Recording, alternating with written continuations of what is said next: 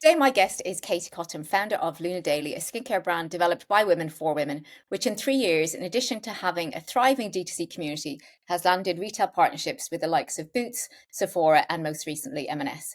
We are going to be chatting with Katie about how she's done it, the challenges, and what advice she would give to other founders. Katie, thank you so much for joining me today. And I have been following you, I think, a couple of years since, and we'll talk about it later, but I think I first saw you when the Lipstick Lesbians came on and talked about the brand. And I was like, okay, who are these? What's this? And I'm really interested in it. And I've most recently seen you in M&S. But before we get into all of that, what is Luna Daily? Well, firstly, Nicole, thank you so much for having me. Thank I'm very humbled by that. So Luna Daily first and foremost, we're a body care brand. So all of the products we make are for the neck down. But what sets us apart is that we are a microbiome balancing body care brand, and we are for all skin, even your most intimate. And so the brand was born out of my own personal frustrations with various body care categories. Our strapline is head, vulva, knees, and toes. And that really encompasses that we are for all body parts, even intimate. And you can use our products head to toe and everywhere in between. But alongside our product mission, which now has expanded much broader to be for all ages and stages and to cater for all intimate parts, be that vulvas, perineums, nipples, stretch marks, boobs, butts, bellies, and everything else. We also want to cater for different life stages for women, acknowledging that at specific life stages for women, there are physiological, hormonal, psychological changes that happen, but also that means new category entry points to the categories we play in. But alongside my very passionate product mission is a much bigger mission to normalize conversations and try and change education, because ultimately I want to connect women of all ages and stages to each other and their entire bodies. But very simply, I want less girls to grow up like I felt as a 19-year-old and more people to feel like I do now, which is free of shackles and shame about my body and certain taboo topics, and empowered with the right information to make the right choices for my body as I navigate womanhood. And I am living proof that if you normalize the conversation, it no longer becomes embarrassing, because I no longer feel like 19-year-old Katie. Yeah. And I want more women to feel like that. And your background before you started the brand, can you share a little bit about what you were doing before? I mean, you've had this idea for, I've heard you on another podcast and, you because of your personal experience, you've had the idea for a long time. But what were you doing before you started the brand? Yeah, so I've had the idea since I was 19, which we can come into, so a long time ago, so well before my career. And if I'm honest, I haven't quite worked out whether it was serendipity that the career I've had, or subconsciousness, or a bit of both. But it was, it was 15 years since I had the idea. So I started out my career working for Red Bull. So that was really my first foray into marketing, because I studied geography at university. My very first job was I drove one of those ridiculous minis that everyone's seen around the country. I then did work in their head office in their category team down in London. I then moved to L'Oreal. So I joined their grad scheme and I spent 4 years at L'Oreal, both in category and then brand. So I worked across pretty much every category that L'Oreal play in, be that hair care, skincare, men's, deos, sun. And then I specialised in makeup and I worked on the Maybelline brand. And that was my first foray into the US, I suppose, because Maybelline is headquartered in New York. I then spent 4 years at a plant-based food company called Bowl Foods, which was a spin-off of Innocent Drinks. And I was the 5th founding member and first non-innocent person. And the relevant part of that bit of my career is that it was worlds away from glamorous beauty and L'Oreal. It was scrappy startup scale up, 5 in a studio in Notting Hill. But it really taught me things like, brilliant investor relationships and how to do investment the right way.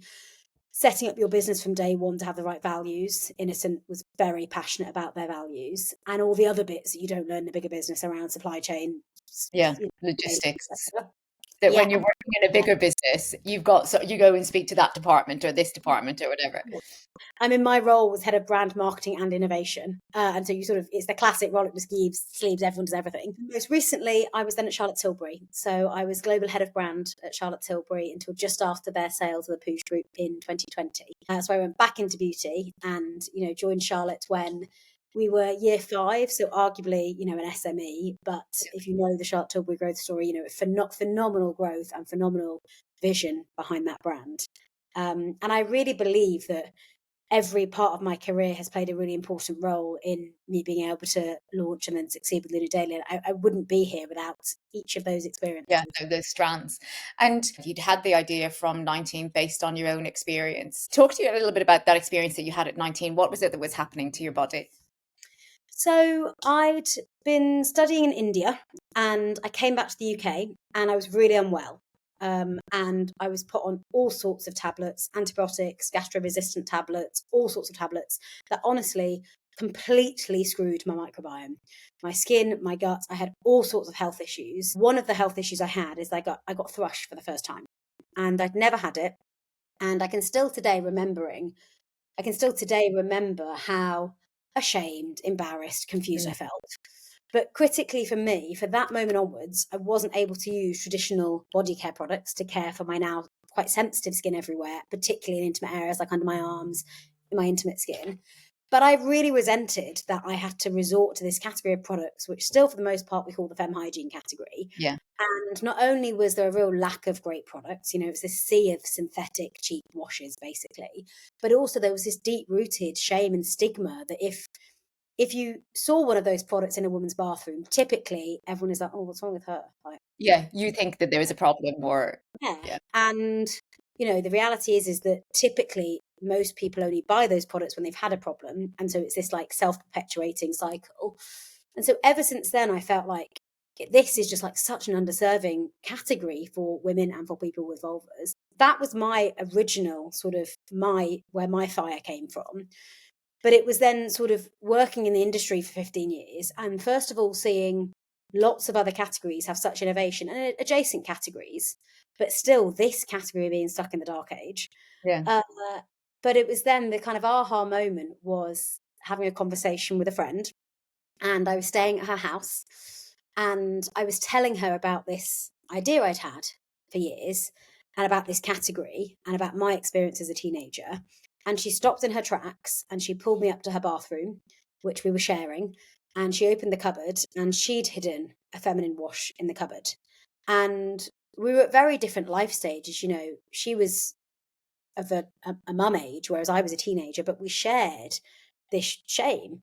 Mhm. And she was like, "You have to go and give this a go. Like, we are living and breathing this insight you're talking about as women." And I think the other contributing factor was the timing of the pandemic, because I quit my job at Charlotte Tilbury in the first pandemic. And I think what the pandemic did for my feelings was I was like, there's never going to be a good time to go and run a business. It's always going to feel really scary. But Yeah. there's a big chance now that I wake up in 20 years and live with the regret that I didn't give this a go. Then I gave it a go and it failed. And so honestly, people often say to me, "Oh, you're so brave in the pack to do that." I think I was partly naive, but I think it's also I felt no fear. I was like, I have a bigger fear that if I don't do this, I wake up and live with regret than going and giving it a go. And those initial stages, how long did that process take from obviously you've had the idea for a time.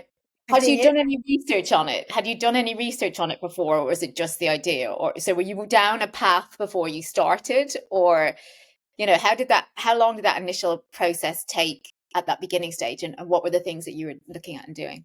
Yeah, so I think honestly, I sort of been percolating for 15 years. Practically, I left Charlotte Tilbury in June 2020 and we launched into market March 22. So less than 2 years from kind of Yeah. leaving my job until launching. And the lion's share of the kind of real operational work happened in that time period. But certainly before I left, I'd started the kind of evenings and weekends sort of squirreling around and definitely research. And so I think often people think that market research for brands has to be super expensive. And for somebody that, you're pre-revenue, you're pre even like real idea, you don't have, those kind of resources, and it doesn't need to be, So we conducted a survey amongst 1,000 women of all ages, stages, and skin types. And that was really to validate two things. Number one, that it wasn't just me that felt this way. And number two, that the world actually wanted and needed this product or brand. Because in a world where there have never been more startups than before, there's never been a more competitive beauty industry, it's easy to drink your own Kool-Aid. And I think Yeah. it's really important to objectively confirm that the world needs and or ideally wants your product or service. And that can't just be friends and family who really care about you and might not be honest. It has to be sort of objectively. And it was that research that really gave me the kind of, wow, you need to go and give this a go, because the results were really quite shocking. Yeah. Um, but also not just around kind of the lack of great products, but also the demand for wanting products, and also the state of our understanding of female health and body parts and washing routines and the impact it was having.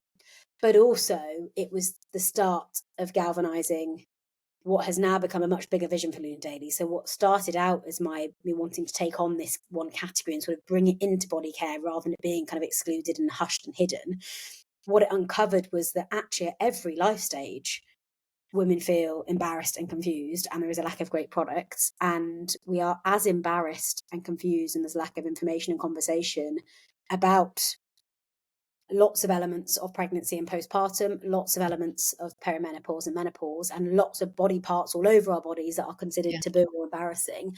And it was the start of shaping something much, much bigger for me. And I mean, the brand looks really slick, as you'd expect with your background, the packaging and everything like that. From that initial cost and investment, where did the money come from?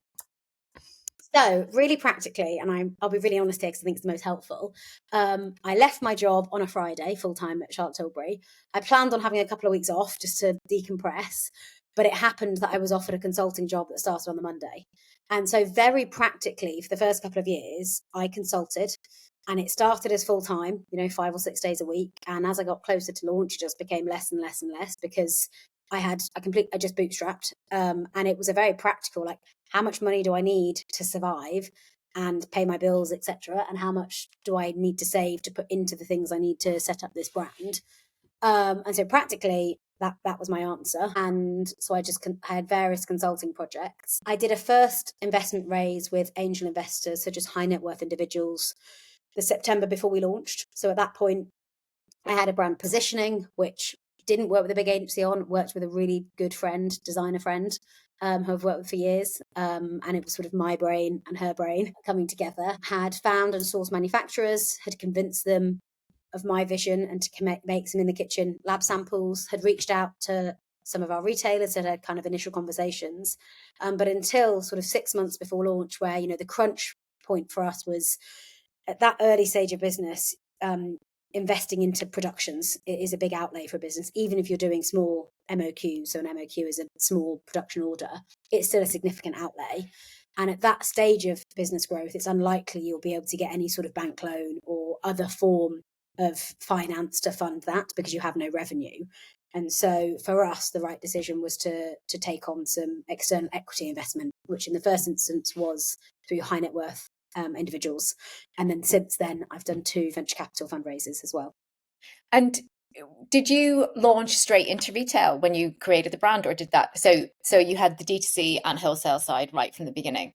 Yeah, yeah. And from day one, my vision is that this will be an omni-channel retail business first. So that's not to say we don't have a great profitable D2C business. It's really important to us, and it's really important to us beyond revenue because of the insights and the connection we have with our customer there. But that's partly because it's my experience. I've always worked in brands that have been predominantly revenue retail first. It's partly because I believe it's how women want to shop these products. I think Yeah. women want to go and be able to buy multiple categories at once, particularly busy women at these life stages, which a lot of us are. But it's also because I believe the retail landscape is so important in changing shopper behavior and therefore customer behavior. The fact that we launched into Sephora, so Sephora North America were one of my first retailers, and we launched on something called the Next Big Thing wall. And so you could buy Luna Daily products, which, we have a body wash that you can use all over your body, but you can use it on your vulva. And the fact that that is next to a fragrance and a skincare brand does so much for normalizing the conversation Yeah. between shoppers and therefore consumer behavior. The retail landscape is so important, and the historical retail landscape has been a big driver of where the shame comes from, because typically these products are hidden at the back corner next to condoms and fertility and incontinence and other taboo Their topics. packaging is always fairly crap as well, isn't it? Do you know what I mean? It looks like some kind of cleaning detergent, or, you know, that kind of thing. In obviously quite a few retailers now, but specifically thinking about Sephora, Boots, and M&S, Yeah. how do they differ? So if people are interested, or obviously they're getting in Sephora, that's a fantastic achievement for before you've even like launched essentially, or when you were launching. How are they different? How is your approach different to those three, or was it? So I think even taking a step back and first thinking, what are the right retail partners for our brand? Having that as a first instance, because that's really important before you even go, okay, well, how do I approach each one? So I think first really understanding, where is my shopper? Where is the right place for her? And then truthfully, every single retail partnership is totally different because it's their business. And you, as much as you really want to focus on what's right for your brand, you need to really understand their business and what is a success in their business and what they're looking for. And so I had experience of working with all of the retailers that we're in. I was part of the team that launched Charlotte Tilbury into Sephora in North America. And I've worked for years with the other retailers here in the UK. But I also think, as well as having a deep understanding of what they're looking for and showing them you really understand them as a retailer and their customer, I also think there were some other elements at play, in terms of good luck and good timing. If I think about Sephora, we first spoke to them 4 weeks after I'd launched the brand, and we launched the brand in Sephora a year after the brand had launched. That's fairly unusual. Yeah. And I think there was definitely, I had some contacts there, so I knew, the team knew me and I'd worked with them. But I think it was also Sephora had been looking at these categories, so they were really interested in body care. They were really interested in wellness and in these more taboo categories, but they hadn't found a brand or a product that fit their ethos. Similar to the UK, you can imagine typical drugstore, grocery environment in the US is different brands, but similar shopping experience. But beyond that, they really fell in love with us as a team. And for Sephora, the most important part of a brand partnership is the team, because their view is, anybody could build a great brand proposition and pay an agency a load of money and then make a load of good products, but it's the people behind the brand that are really important. But a good bit of serendipitous luck and good timing, which I think if most founders are honest, success or not success often comes down to, in those early days, good or bad luck as well. Well, certainly that's what I feel. And was the approach different then in how you went about it with Boots and M&S? I suppose it was just tailored to them, their customer, and what you felt that they needed. Yeah, so Boots was a really interesting one. So my very first job at L'Oreal was I was in the category team on 2 categories which we were kings on, which meant, we're Boots' lead partner. Boots head office in Nottingham is called D90. And so I was up at D90 every single week from age 20. And so I knew Boots really well, but actually our story wasn't as linear as you might think. So when I first spoke with the Boots team, well, actually hilariously, and I've told him this, so Jamie Carew, she's the director of healthcare, and I emailed Jamie just out the blue, and he never replied. And it's hilarious because I've now presented to Jamie's team a few times, and I showed the emails that he ignored. And he's phenomenal. And we joke it's part of like founder grit. You have to keep going when you get some ignored emails. But actually, the first team I engaged with, they offered us distribution in Boots, but it was in a category and a location and store that I didn't think was right for us, and so I actually said no. Despite it would have been like a huge door rollout, just because landing the distribution is one thing, but actually then growing and being productive in distribution is another. So I actually said no. About 6 months later, Boots then launched something called the Beat the Buyer competition, and it's sort of like a Dragon's Den for brands. And I think in the first year, about 200 brands applied, and we won.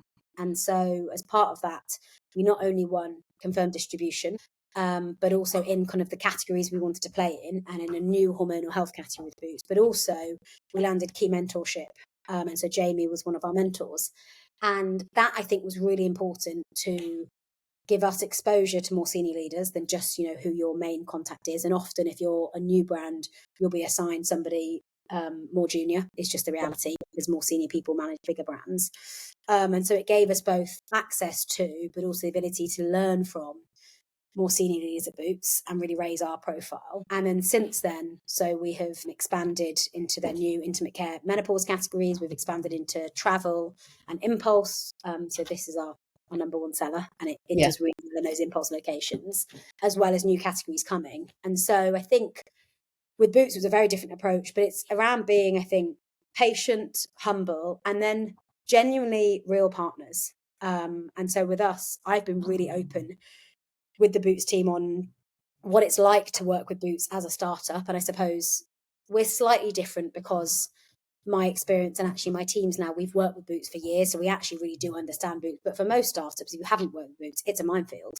Yeah. And so we actually won Best Supplier of the Year after 11 months of being with them. And I think that's a real reflection of not just that we're great to work with, but like we've been really honest with Boots of like, this is a real partnership and for us to win together.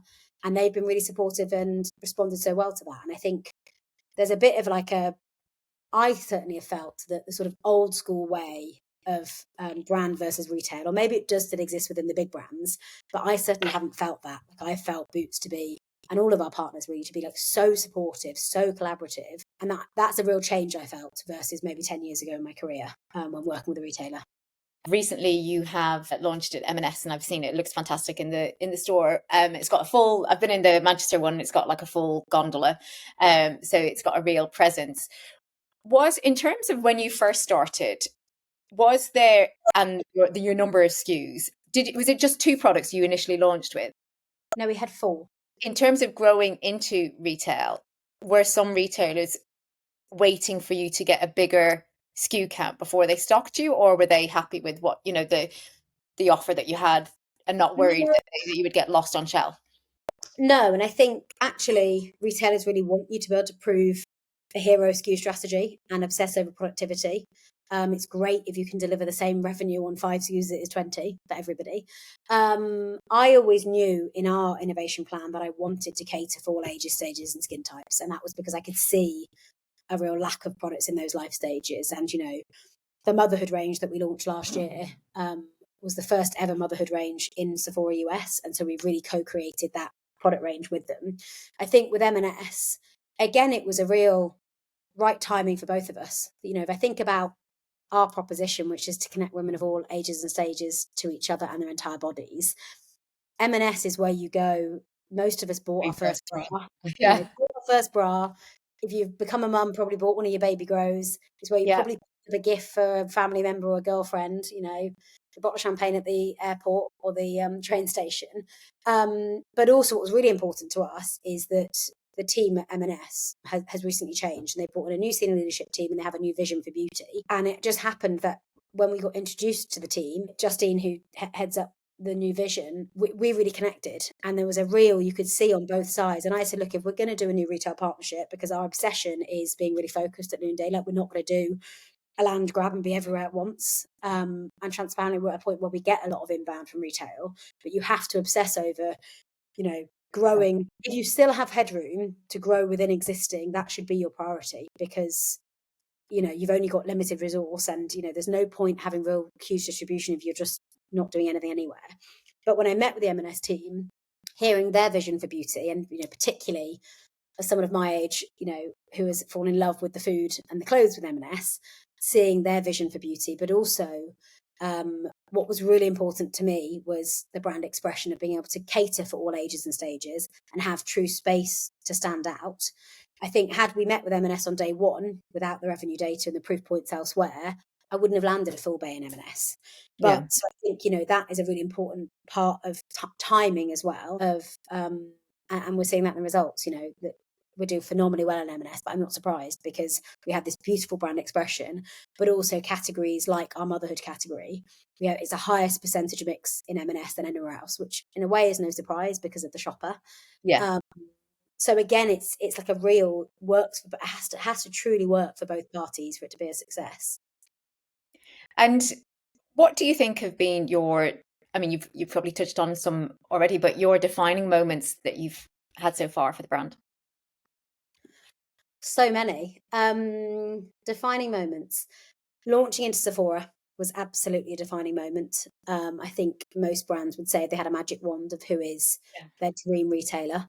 They are a beauty trailblazer, and the rest of the market often follows. And so I think landing the brand in Sephora, but also we were the first ever bodycare brand that catered for intimate skin that was ever put in a Sephora store.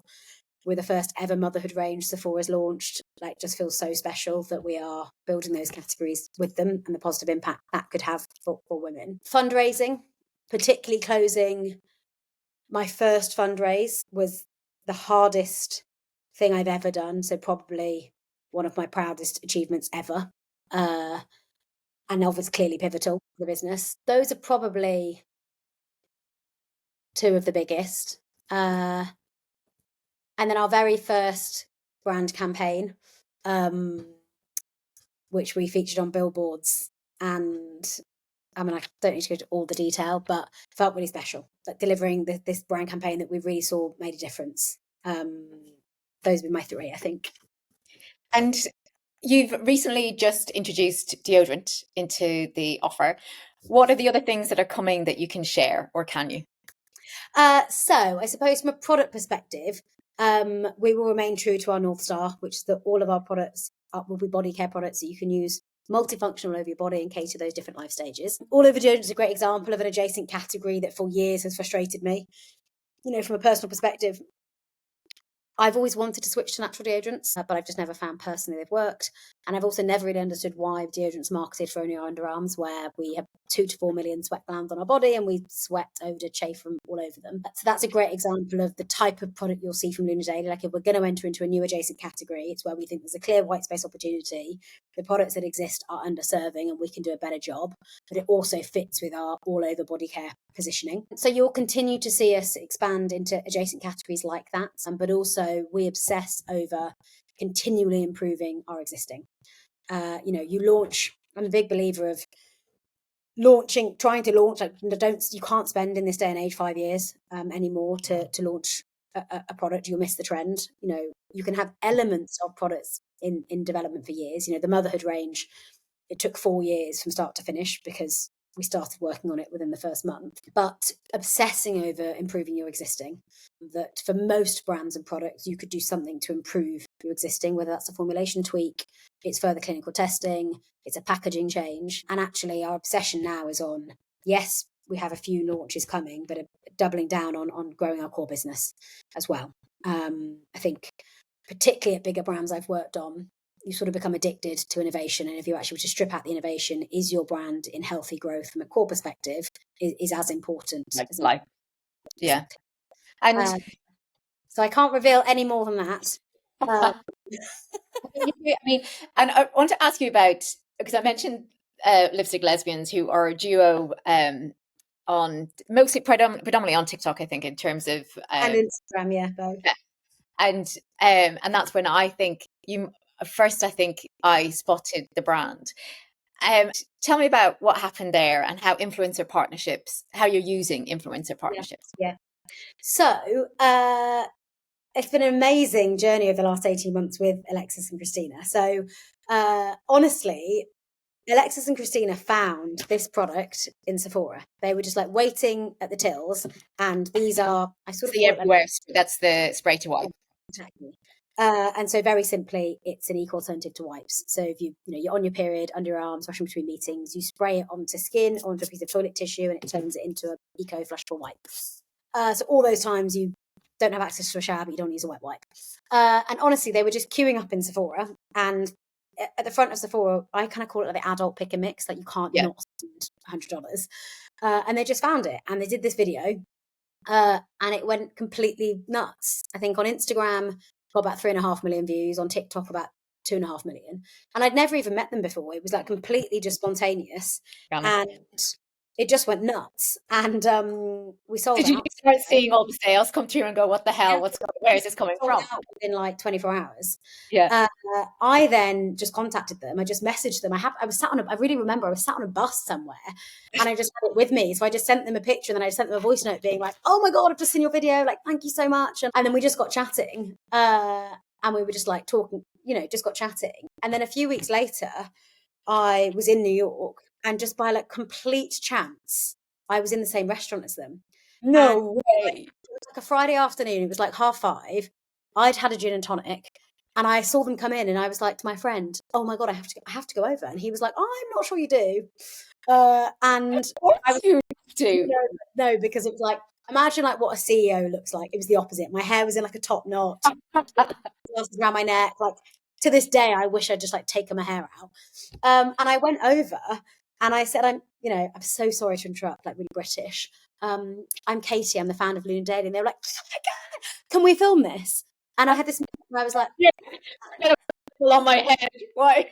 and I was like, okay. And then just like basically, I just said, like, honestly, I'm just so grateful. Like the impact you have personally had on my business. Like, not only have you sold me out, and since then we've sold out twice, but it was like the start of this ripple effect Yeah. because of the influence they have of, I think brands have these few moments they can really pinpoint. Often it's the culmination of lots of things, but we could really see that this had like an inflection point moment for us. And then a few weeks later, they then posted this video of meeting me. And I remember my first thought, honestly, was dread. I was like, oh my God, the TikTokers, they're going to tear me apart. Like, and actually, like everyone was so lovely. This video then went viral and got like millions of views.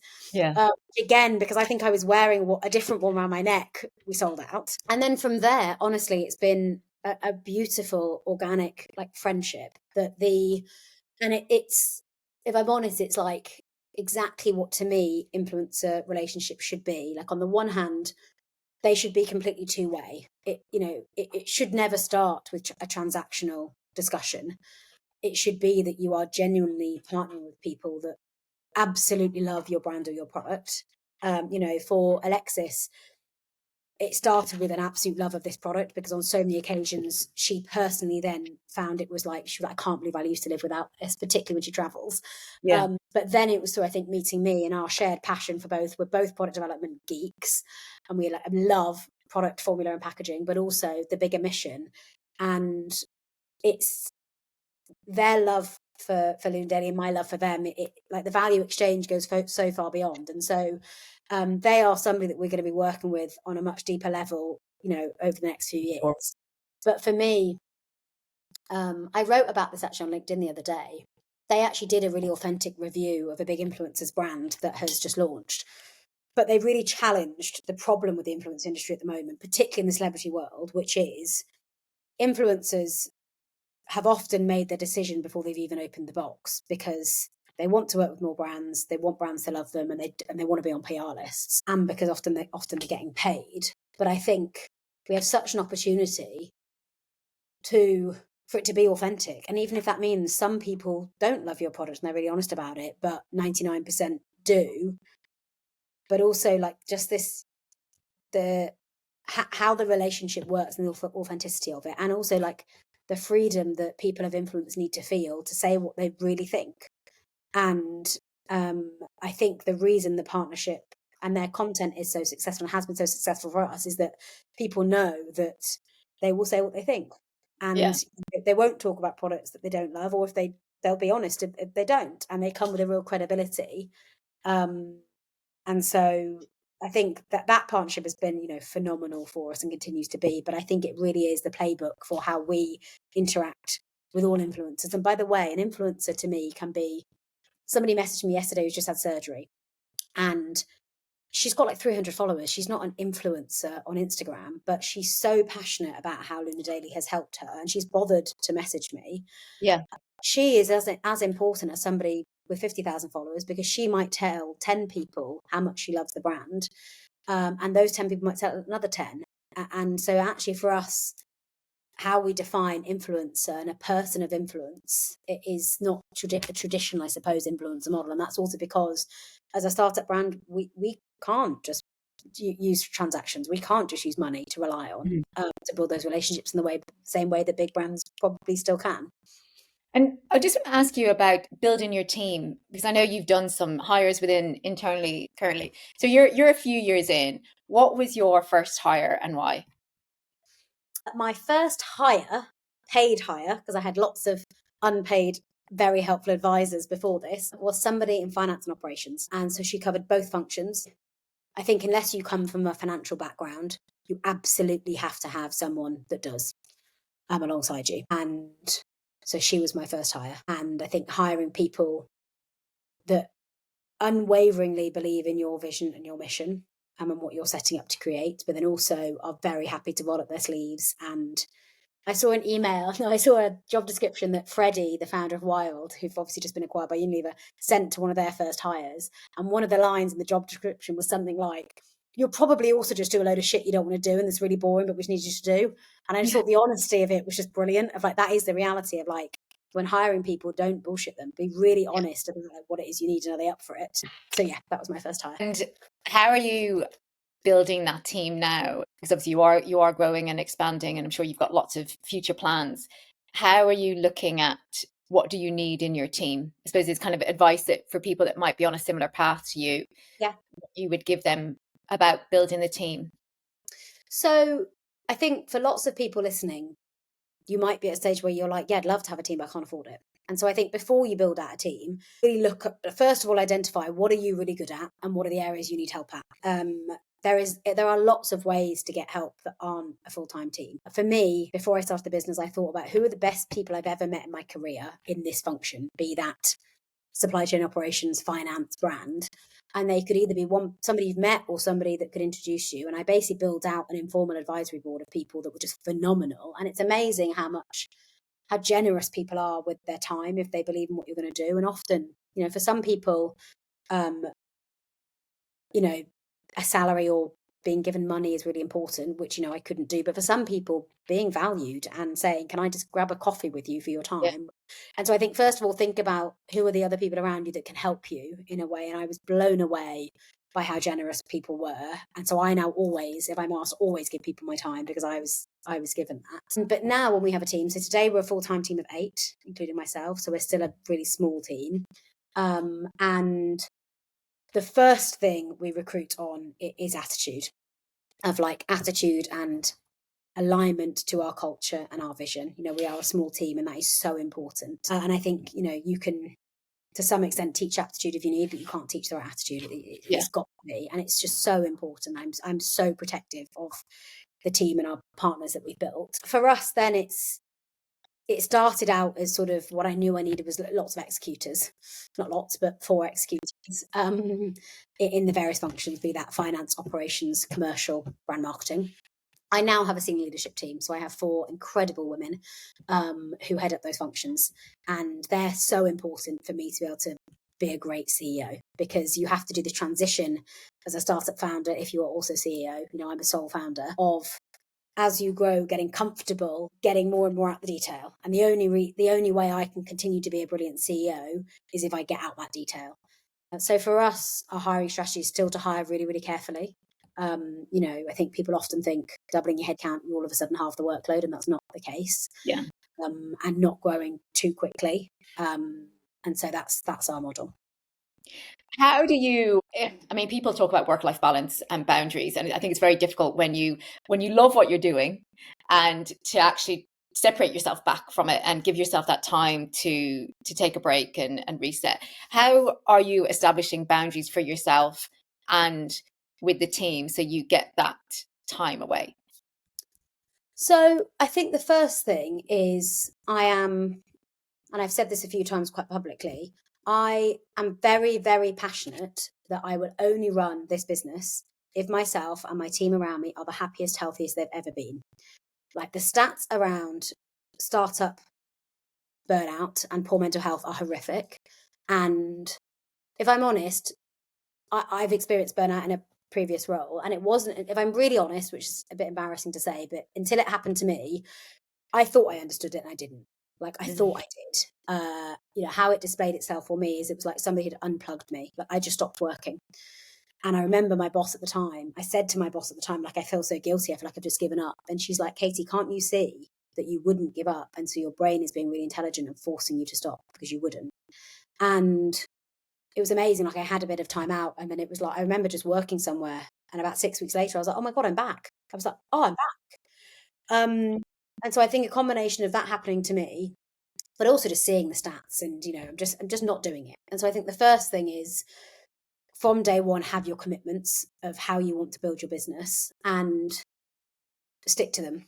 And so for me, for example, that means involving my team in the culture and the benefits we build. Like, how many businesses have we worked at where you've had this huge benefit scheme you've never even used? Yeah. Whereas, like, for my team, we work 4.5 days a week. We finish at 1 o'clock every Friday without fail, because every time we ask the team what's most important to them, they say it's that. And they told us we don't want to finish on a Thursday evening because that's too stressful in a world where everyone else still works Fridays. So we finish at 1. We have no meetings on Friday. There's loads of research to prove. We could all do with a longer weekend. And let's be honest, like, what happens on a Friday afternoon anyway? Yeah. And that's been part of like our culture from day one, and it's something I've built with them. The second thing is, I have always been fascinated by the stats around mental health and business, and businesses causing mental health. But I've always wondered, like, why is it that businesses focus on what do we do reacting when somebody has poor mental health? And like, how horrific is it that often it's the business that's caused the poor mental health? And what if we could flip it and your business could foster positive brain health? And given that we spend more time with our work colleagues probably than even our closest family and friends, actually work colleagues could be really brilliant at spotting poor mental health, whether that is work or other related. And so every single person at Loon Daily is offered a mental health first aid training. It's an incredible 2-day course. It doesn't teach you how to be a therapist, but it teaches you how to spot the signs for poor mental health. And when I did it, it was the single best training I've ever done, because although it's teaching you how to support others, it inadvertently teaches you how to support yourself. Yeah. And then I think the final thing is having really clear values outside of work. You know, for me, for the most part, you're totally right. Like, I could work all day, all night because I love it so much. Like, it's not because someone's telling me to, it's because I genuinely love it. But that's not sustainable, because there will be times when it feels like too much. And if you haven't taught yourself the habits, the good habits, to not just do it all the time, when it is more difficult, you won't do it. And so, you know, on a day-to-day scale, that can be habits, you know, like not looking at your phone first thing, like getting out, getting some sunlight, taking the dog out for a walk without your phone, all the way to working out what gets you up and going. You know, I've been to see Coldplay an embarrassing number of times, because when I'm in the stadium with Chris Martin for 2 hours, I think about nothing but that. And that for me is quite meditative. And honestly, like, however much you love your brand or your business, you know, I adore Luna Daily, but it won't be what I write on my gravestone. And, you know, life is so short. I can't believe we're almost in May. Like, this year is the quickest ever. And so I think just having that context, and it's so important you do that as a founder, because you walk the walk. And I remember a boss once telling me, you know, it's so important that she goes on holiday because the team gets a holiday when she does. And I think you have to walk, and you have to set that top down. And I think if you did, you know, do the really late hours when you didn't, you know, have that kind of culture, the knock-on effect that has on the team, because they then feel, oh, is that what I need to be doing? Is that what good looks like? Yeah. And it's been proven that actually stress is really good for us as humans. But what's not good is chronic stress. And so peaks of stress, and, you know, there might be the odd late night before a big meeting. And it just means that you then have, you know, I The see very energy to do it then. have like a happy, healthy team, they will be higher performing. And so it's in everybody's interests. My last question for you, Katie, before we wrap up is, what do you want to stop, start, and continue doing in the business? I need to stop being as much in the detail, which is partly habitual, and that's partly with my brilliant new team. I want to start. I would love to find a cure for jet lag. It is my Achilles heel. I travel loads because of work, and it just have not found it. So if anyone listening has got a genuine cure, I'm all ears, particularly West Coast from the US back to the UK. Screws me.